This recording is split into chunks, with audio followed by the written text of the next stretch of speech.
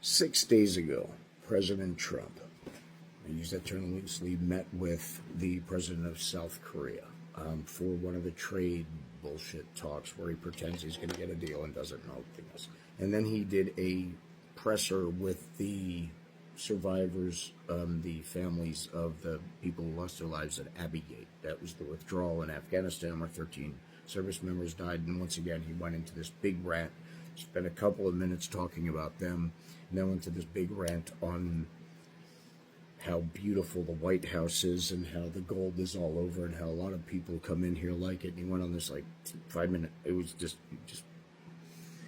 anyway, just to sign a proclamation for the PR stunt and everything else. He handed off to Pete Hegseth that he actually tied in the beginning of the Ukraine war to the pullout at Abbey Gate and all this other stuff. And that was the last real visual that anyone had of this man, besides the photographs that are being reprinted by the White House saying that this is him over the weekend and it's from 2012 or 2009 or 2010 or whatever the hell it is. But anyway, there's been a couple really disturbing things going on. Starting with last week, I put that "Is he dead yet?" magnet on my Jeep. Coincidence. Gotten a lot of interesting conversations on it.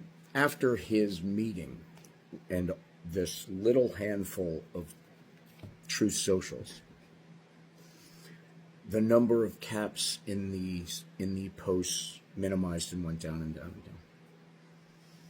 And the grammatical errors and the no punctuation in the right, but everything screaming and everything changed to very articulately written, correct pronunciation, not a lot of caps at all, if any, on every single post. Melania Trump was given just coincidentally on Thursday at Walter Reed Medical Center, a tour of the hospital on Thursday, right around after 6 days, which is right around when everything went south. There's a lot of little tiny things and there's a lot of speculation, but the fact of the matter is there hasn't been a 1 a.m. Truth Social post all weekend. There hasn't been a gold toilet moment all weekend. There hasn't been hate tweets and anger and attacks at everyone from Rosie O'Donnell to everyone else under the sun. But if you listen to his words carefully and you see the things that the Trump show and the big picture has brought us, what has come out of his mouth along the way? He started talking about heaven. He started talking about whether or not he's going to get in. J.D. Vance just this weekend, while Trumpelfinskin is MIA, said he's ready to take control if, God forbid, something happens to Trump. Johnson made a comment this weekend about being vice president. I believe the big surprise is here and actually already been here. I believe the Trump show is once again guiding the narrative to try and put his name on something that no one in the future of America can ever take away from Trump, that will tie him in to actual heroes, to actual people who deserve the praise. And I believe it will be announced on Memorial Day that JD is taking over and the new rules.